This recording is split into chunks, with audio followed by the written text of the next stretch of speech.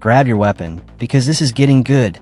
Have you ever dreamed of facing a building-sized monster while riding some kind of ninja ostrich, and the weather is trying to kill you as much as the beast?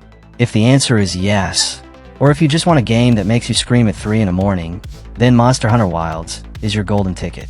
Welcome to my review of this Capcom game, which already has me obsessed like a rat halos chasing a snack.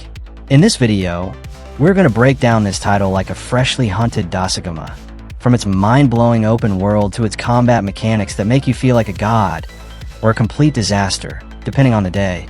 I hope you get the references, and if not, after this review and trying the game, you will. So sharpen your sword, load your crossbow, and hop on the secret, because this review is going to be wilder than a stampede of monsters in the desert. Let's start with the obvious. Monster Hunter Wilds is gorgeous. Seriously, the Forbidden Lands are like someone mixed a National Geographic documentary with a fever dream of a kaiju fan. You have everything from scorching deserts with quicksand to the Scarlet Forest, which looks like it came out of a psychedelic fairy tale with its red trees, and this is too beautiful to be real vibes. And it's not just a pretty backdrop for screenshots, though trust me, you're going to fill your hard drive with them. This world is alive. Tiny critters run for their lives when a monster roars, plants react to the weather, and you even see packs of creatures fighting each other like they're in a wildlife reality show. What I love most is the dynamic weather system.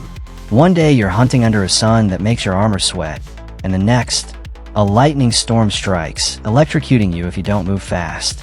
And this isn't just a visual detail, it affects everything. Monsters become more aggressive during droughts. Some resources disappear depending on the weather, and you can even use the environment to your advantage, like throwing an explosive toad at an unsuspecting creature. My favorite moment? When a sandstorm caught me off guard while chasing a Rompopolo, a disgusting but cool mosquito slug, and suddenly, I couldn't see anything. Solution? Ride my secret and let it guide me like a feathered GPS. This level of immersion is insane, making exploration feel like an epic adventure every time you leave camp. For the first time in the saga, our hunter has a voice, and that changes everything. In Wilds, you're part of the research commission, exploring the Forbidden Lands to uncover mysteries about extinct monsters and a lost civilization. The narrative is stronger than in other Monster Hunter games.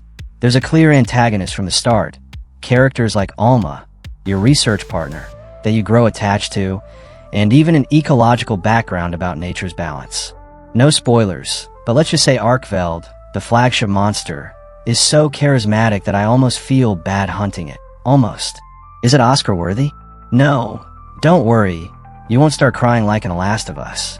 The story is there to give you a little push between hunts, and while it has its emotional moments, like when Alma breaks down in a scene that made me go Capcom, what are you doing to my feelings? It's still secondary. Veteran fans like me come for the action, not a Hollywood script, and Wilds knows that. But for newcomers, this more cinematic approach is a great gateway into the universe. If the world is the heart of Wilds, the combat is its soul. This is where the game shines like a burning rat halos. You have the 14 classic weapons from Monster Hunter World, but each comes with new moves that make you feel like a martial arts choreographer. I've always been a longsword fan, and I went crazy testing out the focus mode. This system lets you target specific monster parts to open wounds and deal extra damage, like a surgeon with very bad intentions. The result? Watching the monster writhe while I land a critical combo is more satisfying than eating an entire cake by myself. Speaking of wounds, this system is a gem. For newcomers, it's a visual guide on where to hit, attack the head, not the legs, rookie. And for veterans, it adds brutal tactical depth. For example, with my insect glaive, extracting colors from a monster and then blowing up a wound on its tail made me feel like an elite strategist. But sometimes it feels too easy. Some monsters go down so fast that I miss the days when they used to wipe the floor with me. Capcom seems to have toned down the difficulty for newcomers, but don't worry, the endgame promises to make us sweat. Another new feature, you can carry 2 weapons at once. Imagine switching from a gun lance to a bow mid-fight because the monster flew away. It's like being a transformer, but with less oil and more style. And let's not forget the secret, the feathered mount that not only carries you around, but but also lets you sharpen weapons or swap gear while a raging beast chases you. My first wow moment was when I whistled for it to rescue me after fainting, and the thing arrived like a movie hero. And the star of the show, if Wilds were a movie, the monsters would be the main characters, and we be the extras. The new designs are spectacular. The Dasaguma, an ugly but adorable ape, comes in packs with an alpha that will make you rethink your bravery. The Lalabarina, a rose-obsessed spider, is as beautiful as it is deadly. And the Rompopolo, well, let's just say I never thought I'd hate a giant mosquito so much.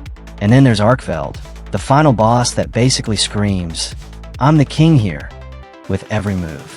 Facing it felt like fighting Godzilla with a toy sword, but when I took it down, I screamed like I won the lottery. The veterans are back too, like Rat Halos, still the neighborhood bully. The monster interactions are next level.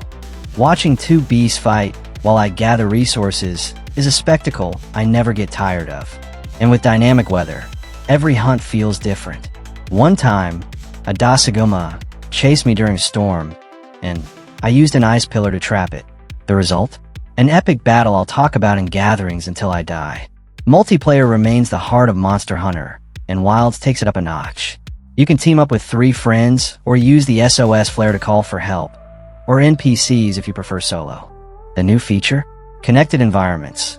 You finish a mission with your squad, and can keep exploring together without loading screens. So is it worth it? Monster Hunter Wilds is everything I love about the saga, but cranked up to 1,000. It has a captivating world, addictive combat, and monsters that make you scream with excitement or terror. Yes, the early difficulty is soft, and the story won't win a Pulitzer, but the core gameplay is so strong you'll forget about sleep. So what do you say? Are you coming hunting with me? If you enjoyed this video, subscribe, like, and turn on notifications so you don't miss future content. Check out the video on screen, another game that launched in February and might compete for GOTY. See you in the Forbidden Lands, Hunter. Thanks for watching, and see you next time. And remember, we are Gamespedia EX, your AI favorite video game source. I'll be back.